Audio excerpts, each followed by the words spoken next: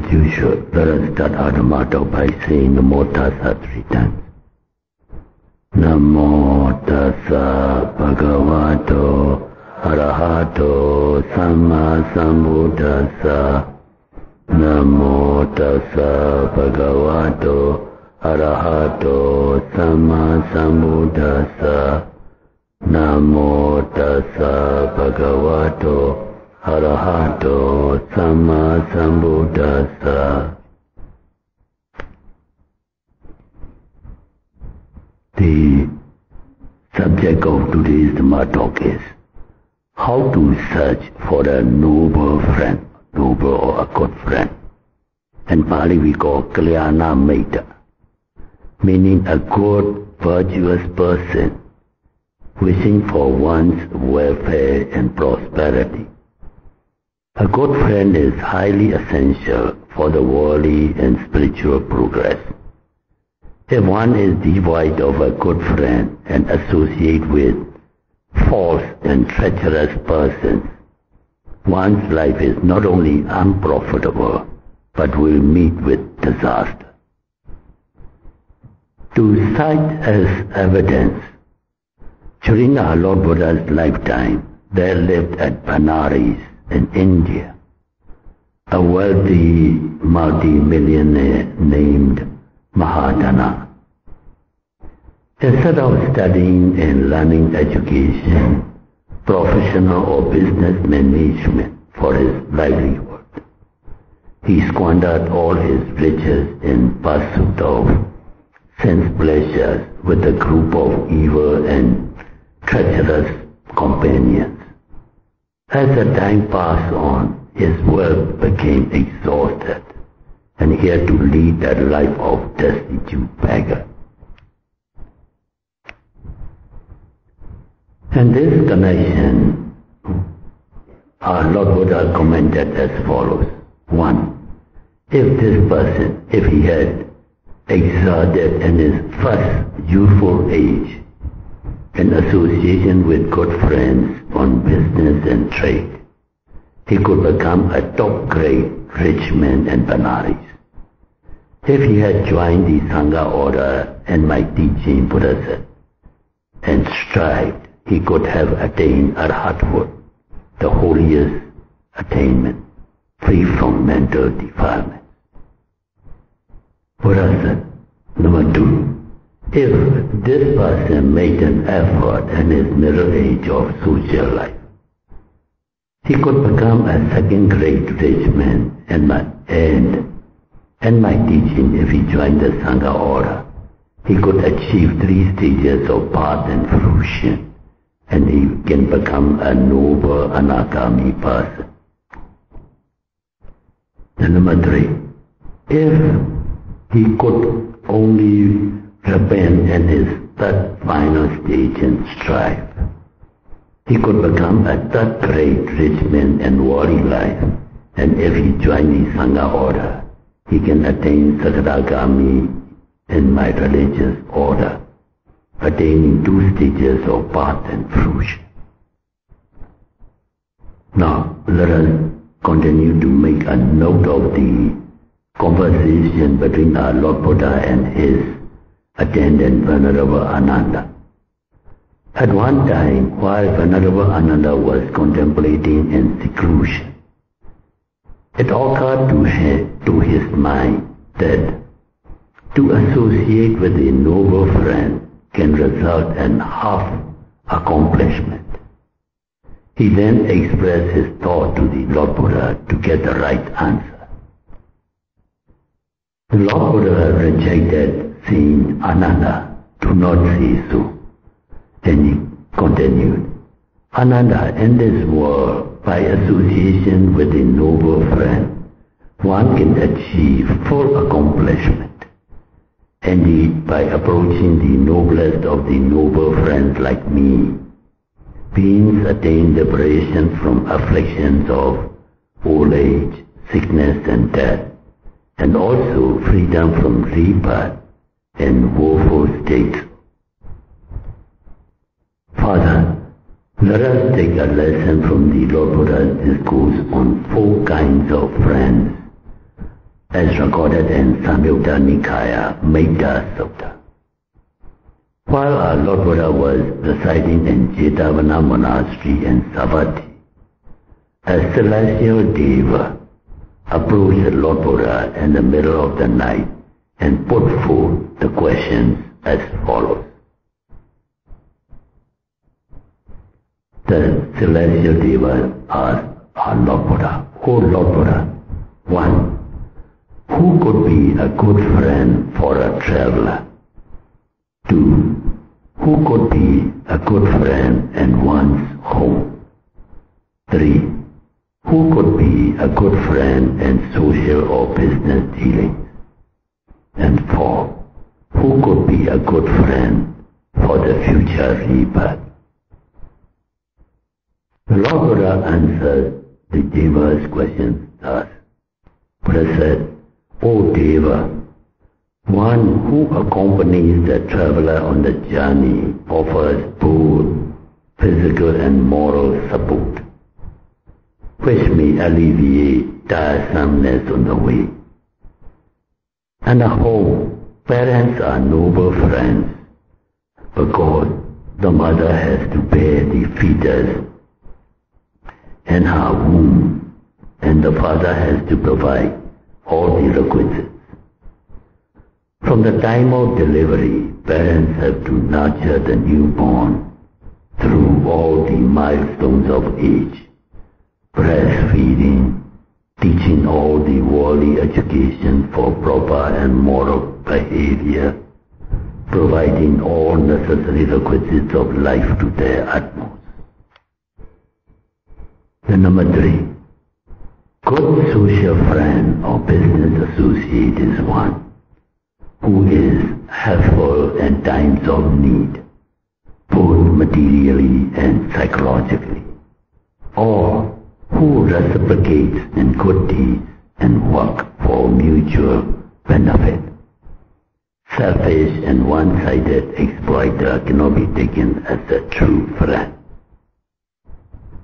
And number 4, a noble friend for future rebirth or future existences is not only needed for this single life, but essential also in future rebirths under one attained Nibbana, the end of all suffering.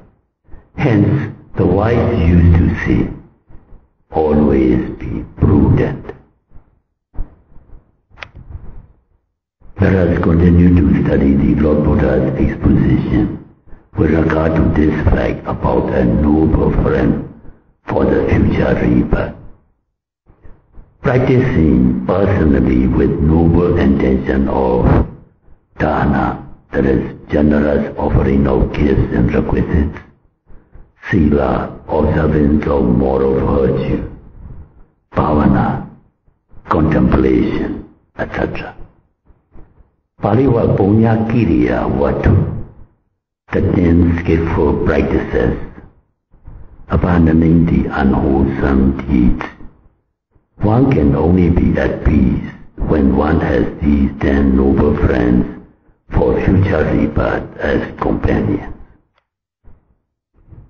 So may you all meditators be able to search and associate with noble friends and worldly life, as well as accumulate noble deeds of dana or generosity, sila or morality, and bhavana or meditation, for their future rebirths and attain perpetual bliss of nibbana, freedom from all suffering. Now, if you all have questions, you may ask.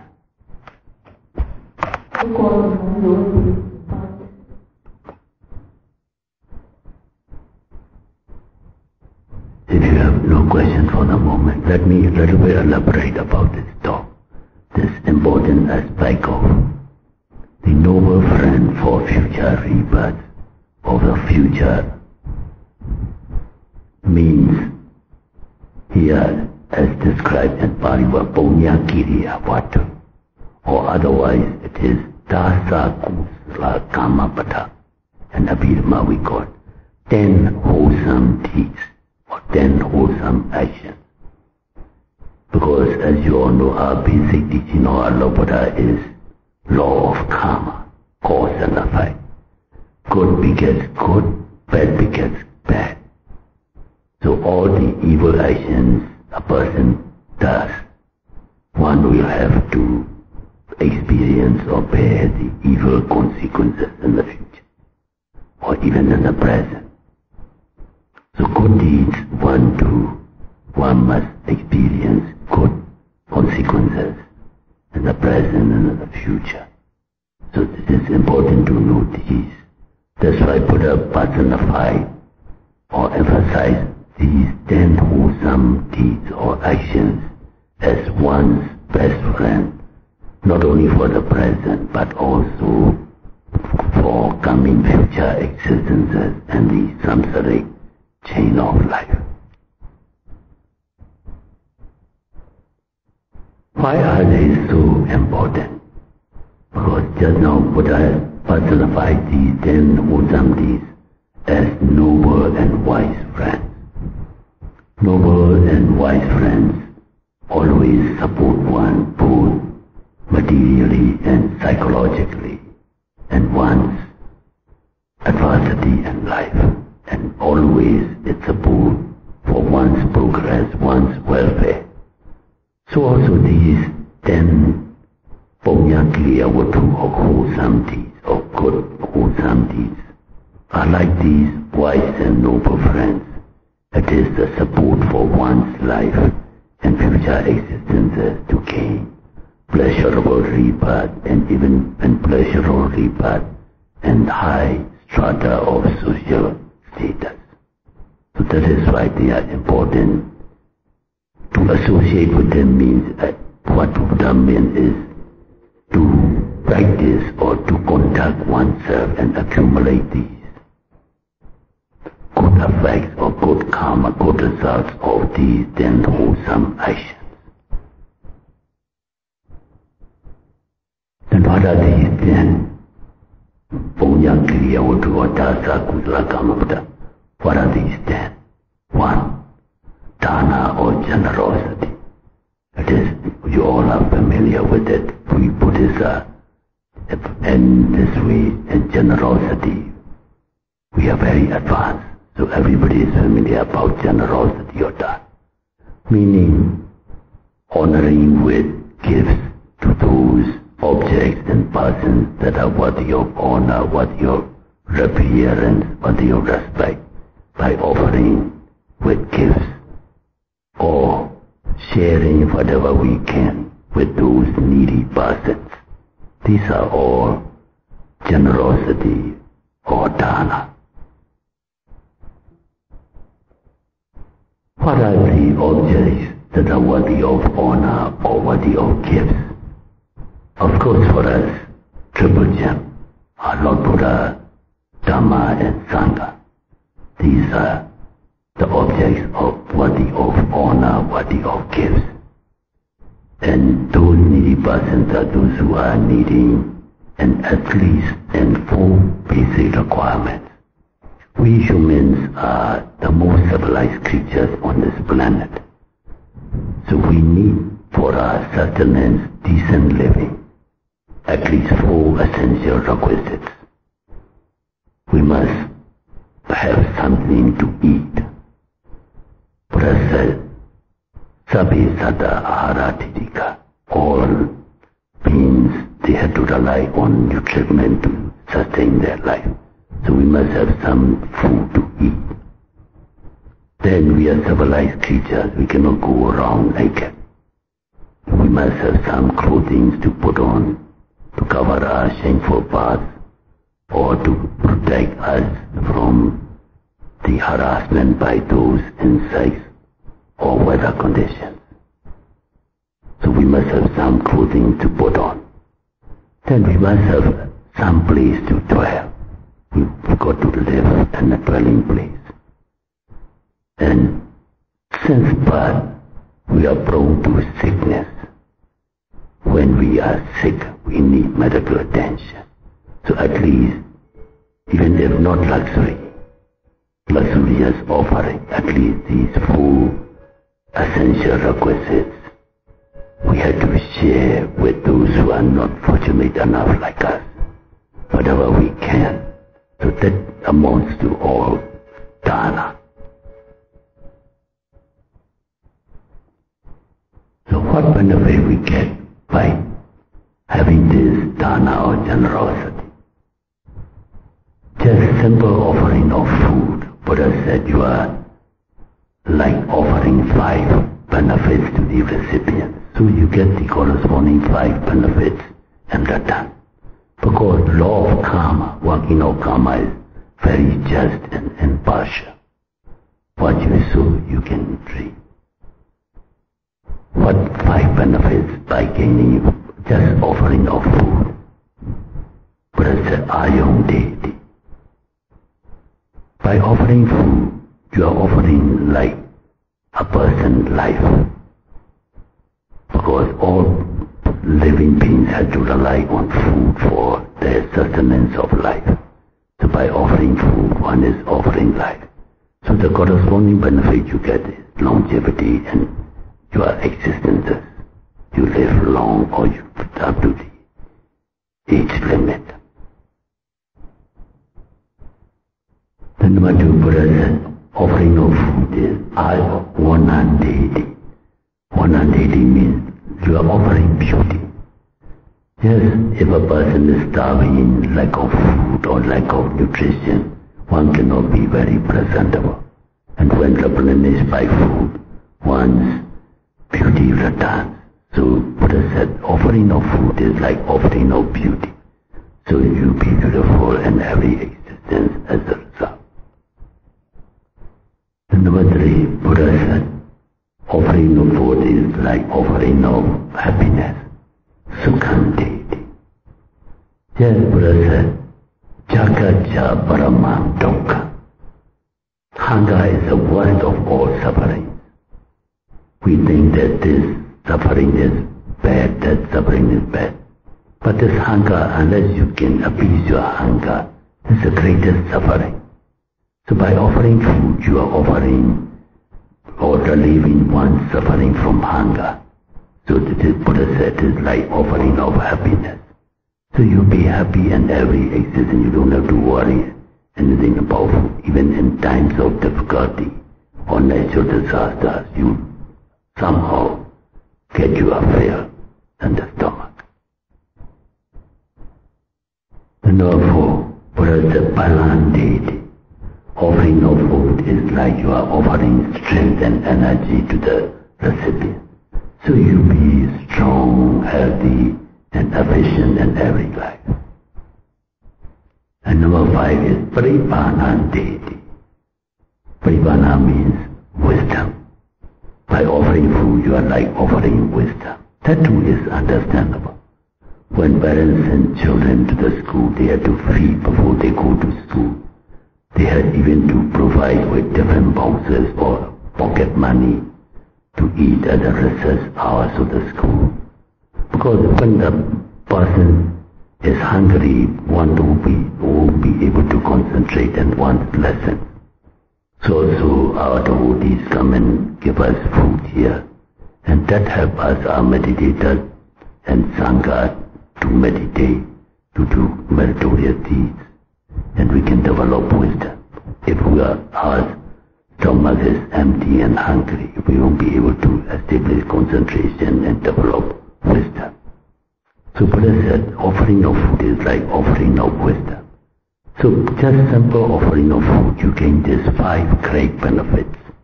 So that's why Buddha said, dana is like a wise and noble friend that is dependable throughout your continuous existence in the samsara before we gain nibbana.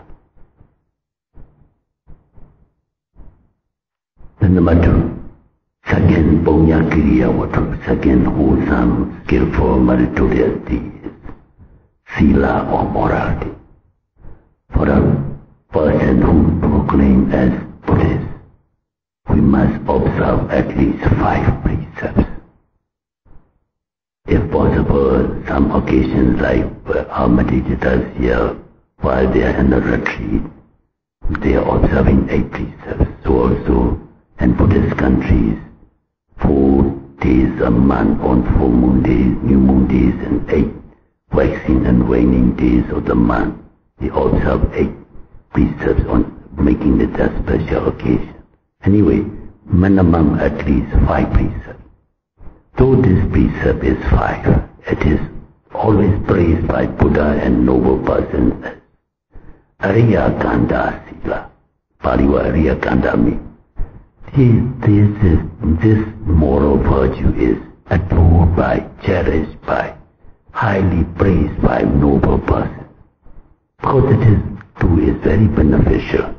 That's why Buddha personified this Sila as also a good, a wise, noble friend. Because it is always a support for one's welfare and the long journey of samsara. So, a person who proclaims as a Buddhist must fundamentally observe these 5 precepts. 5 precepts also is very familiar by almost all Buddhists. The first precept is Panatipata Viramani, meaning abstinence from killing or harming living beings. 2. Adinadana Viramani means taking or procuring other people's property illegally or unethically. The second precept. And the third, Kamisumechachara. It is usually translated as sexual misconduct. Out of these sensual passion, this sex being the strongest passion, they just mention sexual misconduct. Actually, it means sensual misconduct. Misconduct in enjoying sense pleasure, not only sex, like seeing, hearing, smelling, tasting, touching. So it should be more fully meaningful to translate as sensual misconduct is Kamisumechachara. The third precept is. The fourth precept is Musavada, to be truthful in life, not to tell lies for the detriment of others. And the fifth precept is to abstain from taking all kinds of intoxicants like alcoholic drinks, narcotic or stimulant drugs that can confuse the mind. So these are 5 precepts, and this observing or purifying the moral virtue to Buddha personify as a good and noble friend, because it is highly beneficial throughout our samsaric life before we attain Nibbana. And on this planet we are called bipeds. Biped means we are 2-legged creatures. We have 2 legs. And these 2 legs must be equally functioning for our proper living or comfortable living. So also these dana and sila, the 2 basic punya kriya or true wholesome or meritorious actions, like these 2 legs, they must be fulfilled if you want to have a happy, comfortable, peaceful life free from suffering. Because dana will provide you with material riches, wealth and prosperity. But you need security, health and longevity. And that can only be fulfilled by purifying morals, sila. You become a rich millionaire or millionaire. If you are sick all the time or if you die early, what's the use? You won't be able to enjoy your riches or prosperity. That is like Buddha said, not only generosity will no doubt give you material wealth and riches and prosperity. But to be secure, if you read newspaper every day, there are snatch thieves causing even death of the persons. Snatch thieves, robbers, dacoits. They can torment or they can afflict harm because that person's moral virtue is lacking. If these 2 are fulfilled, though rich, no enemy or no adversity can destroy one's security. So sila will give you security, health, and longevity. And the dana will give you prosperity. So these two must go hand in hand, like a biped two-legged creature must have both legs intact, functioning well, to lead a proper, comfortable life. Then the third punya kriya or wholesome, profitable, meritorious action is bhavana or meditation. Bhavana or meditation, as you all know, in our Buddhist practice, is two kinds of bhavana or meditation. One is we call samatha bhavana, tranquility or calm or concentration meditation, where we practice to develop concentration. And the second type unique to our Buddhism is vipassana bhavana or insight meditation, where we practice to develop wisdom. So at least, please remember the two different types of meditation. Samatha bhavana or tranquility meditation or concentration meditation is common to all other teachings also in other religions or even in worldly life. Psychiatrists are now using these, and some or these kinds of yoga practices or Chinese martial arts or whatnot. All these are different types of samatha bhavana or tranquility meditation. But what is unique to our Buddha's teaching or Buddhist practice of meditation is this vipassana bhavana or insight meditation, where we practice to develop wisdom. What wisdom? Wisdom to realize the Four Noble Truths. That will lead us to the deliverance from all kinds of suffering and realize the perpetual bliss of Nibbana. From time to time we have already explained in detail the difference between these two types of meditation. I hope you all are familiar with that. To meditate, to practice this samatha bhavana, Buddha has taught 40 subjects of meditation. To practice this samatha bhavana or tranquility meditation.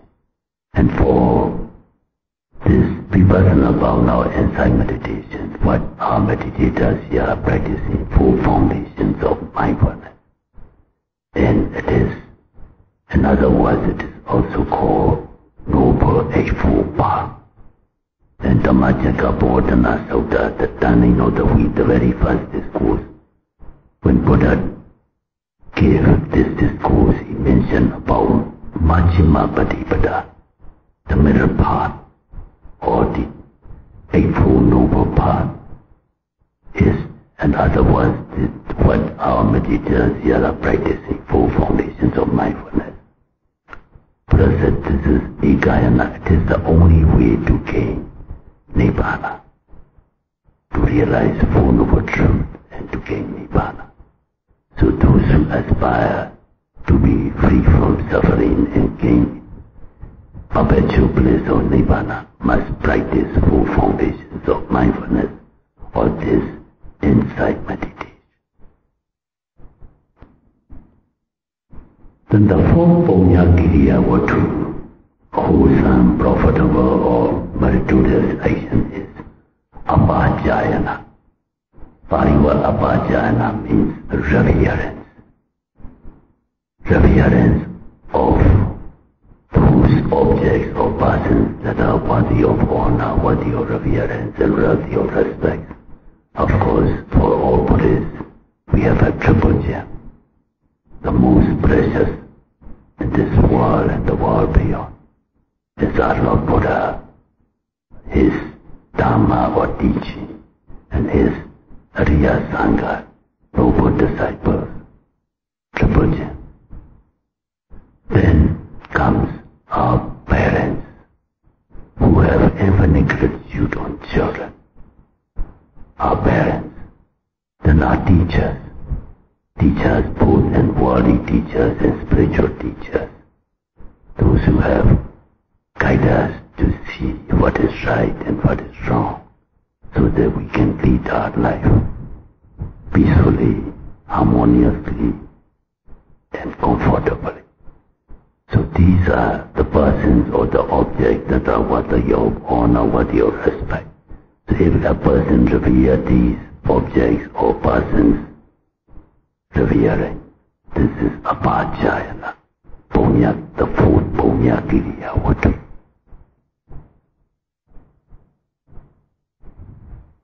Why these objects or persons are worthy of reverence, that we all understand. Our Buddha has infinite attributes to his credit, and he himself has concisely formulated into 9 cardinal virtues, beginning with Arahant, Itipiso, Bhagava, Arahant, Samma, Sambuddha, Vaija, Charana, Sampano. Everybody is familiar. We will go sometimes in detail from time to time. 9 cardinal virtues, beginning with Arahant. Then Dhamma is teaching us 6 cardinal virtues, beginning with Sakado, Bhagavata, Dhammo, Sandaitigo. We are reciting every day, and I think everybody is familiar. And so also the Sangha, 9 cardinal virtues, beginning with Supatipano, Bhagavad, Savaka, Sangha. So that's why these are regarded as the most precious of all the precious things in the world.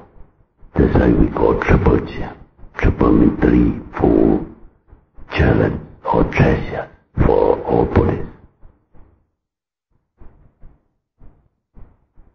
How about our parents? Why are they worthy of honor or worthy of reverence?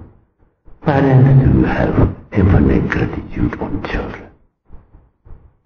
Out of these, I would like to point out, as Buddha has said, 2 very important attributes of our parents. One, Buddha said they are like Brahmas, as you all know, in the 31 planes of existences. The uppermost 20 realms are occupied by Brahmas. These Brahmas, they live with 4 sublime states of mind: Metta or loving kindness, Karuna or compassion, Mudita or altruistic joy, and Upekkha or equanimity. So also our parents live with these 4 sublime states of mind, always radiating towards their children. That's why Buddha said, our parents are like these shining ones, Brahmas. He always emphasized Brahmas in that world, human world, with our parents. How our parents are like Brahmas.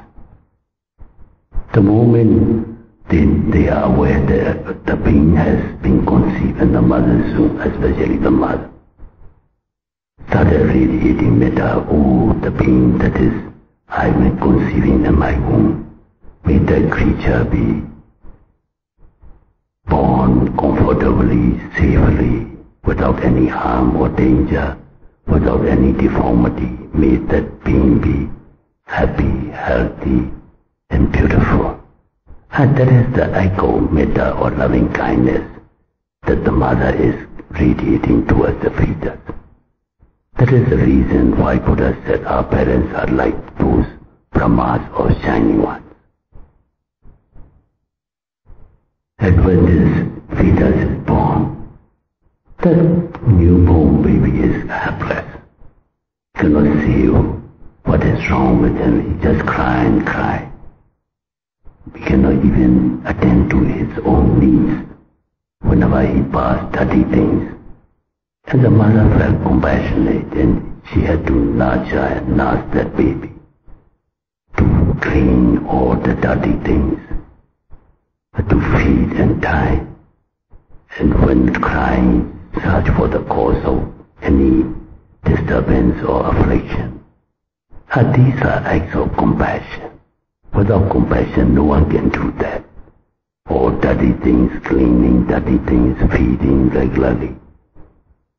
Some And in our younger days, mostly mother fed one's own breast milk, now only because the female partners are now working also, so they use breast or bottle feeding. But never in olden days, mothers feed their own blood.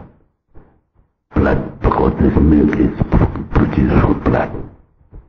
And that's why the affectionate relation between children and parents are very strong. Now, due to this material progress, very much estranged. It's sad. Never mind. All these attending to the helpless baby is the act of compassion, karuna. That is the quality of those shining ones. So that's why Buddha said our parents are like Brahmas.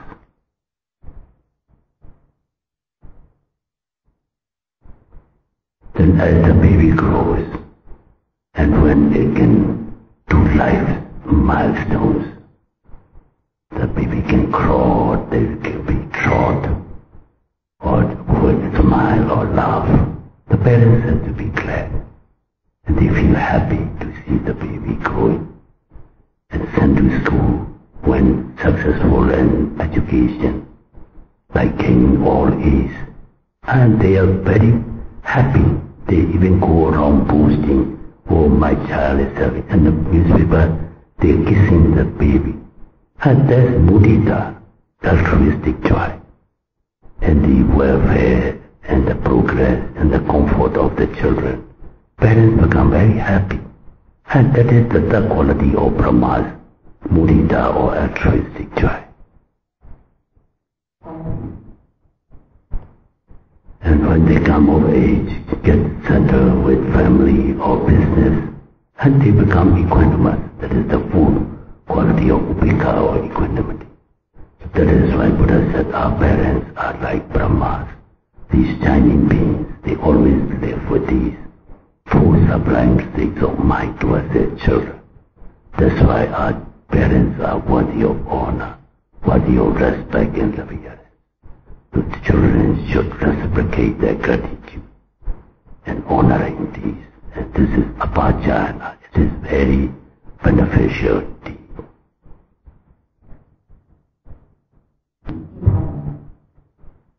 Then the second very noble attribute of our parents is Buddha said Bhopajariya, meaning parents are our four teachers. Children are sent to school only after 5 years of age. Before 5 years of age, they stay at home with the parents, especially with the mother. And parents have to teach everything regarding about the world and regarding about this culture or religion. What is right, what is wrong, what is good, what is bad, how to protect oneself from weather conditions, even food, what type of food is suitable, what is not suitable, how to look after, take care of oneself. And they start teaching their children to be comfortable, free from suffering. So that's why Buddha said our parents are Bhopajariya, four teachers. They are the very first teachers in our life. We learn education only after 5 years of age. The earliest, mostly 7 to 8 years. So only these two attributes are tremendous, and we should reciprocate the gratitude of our parents instead of neglecting them. When one neglects, it is a very heinous misdeed. Then the fifth punya kriya is Vayavacha. Paliwa Vayavacha means service. As I often said, we Buddhists must see life in two perspectives. Service, one perspective is worldly service or social service. We have reciprocal duties or obligations to others because we are the most civilized creatures on this planet. We have a social obligation. And Buddha himself explicitly mentioned or expounded in Sangalovara Sutta. Just now I will explain about the gratitude of our parents. So there are 5 responsibility or obligations or duties of parents with the children. So also reciprocally 5 duties of children towards the parents, and a marital life 5 duties of a wife to the husband, to the wife, and working field, employer to employee, friend to friend, associate to associate. We have corresponding obligations and duties towards each other.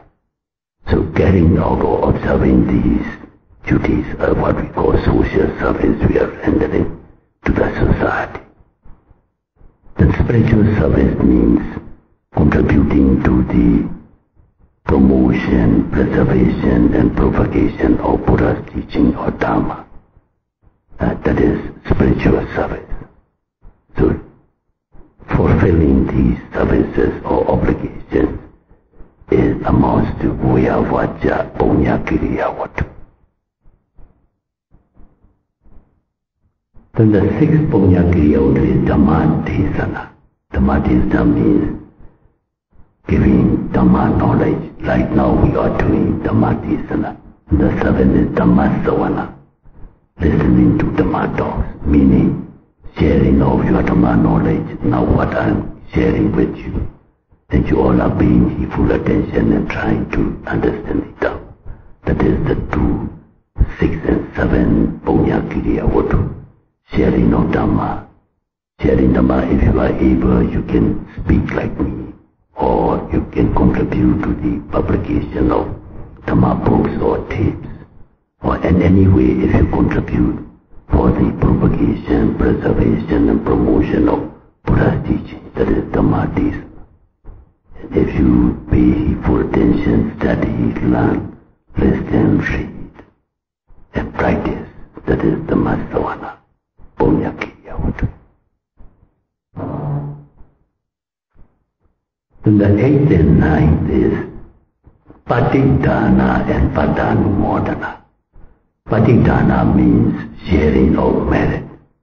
Whenever you do good deeds of dana, sila and bhavana, generosity, observing sila or practicing meditation, always try to share with any other being those who are not unable or not fortunate enough to practice these good deeds.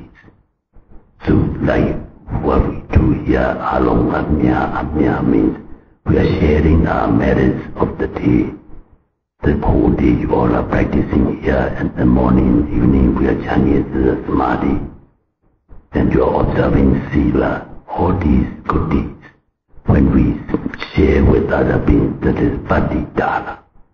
And if you see here that somebody is doing good deeds of generosity, observing Sila or practicing meditation, always rejoice with that person, so you gain the benefit of these good deeds by saying sadhu, sadhu, heartily, not just by mouth, heartily with heart and soul. If you rejoice with them, you gain great or tremendous benefit out of that. That's why Buddha categorized these 2 acts also as Punya Kiriya Vatu, wholesome, profitable, meritorious deeds.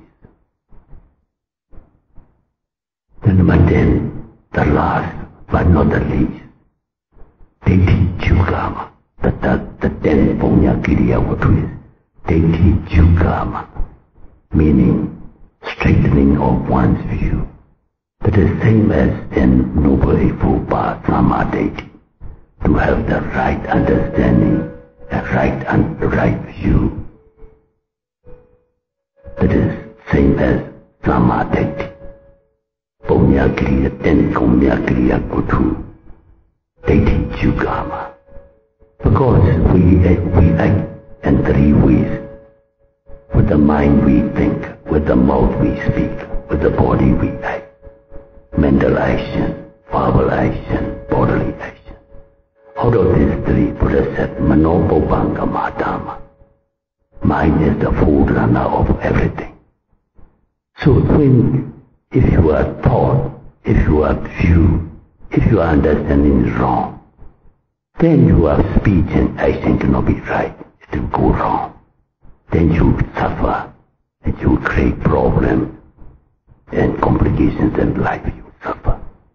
So you can understand how important to have correct view or correct understanding or straightforward view or understanding.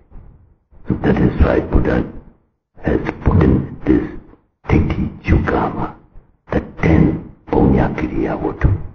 So we must try to straighten our view, or must have correct how?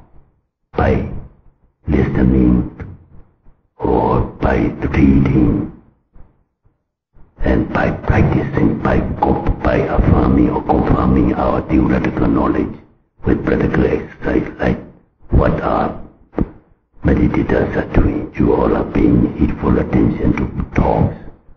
You try to understand the Dhamma, then you verify on your practical practice. So that is how you can straighten your view, or you can purify your understanding, then you can enrich your knowledge or wisdom. So that is the 10 Punya Kiriya Vatu. So these are what is meant by Buddha as noble and wise friend, like noble and wise friend in worldly life, who can give you support and or with material riches. And these 10 wholesome actions can give every comfort and happiness and every existence up to the perpetual bliss of Nibbana. So these are 10 Punya Kiriya Vatu, or wholesome, profitable, skillful actions.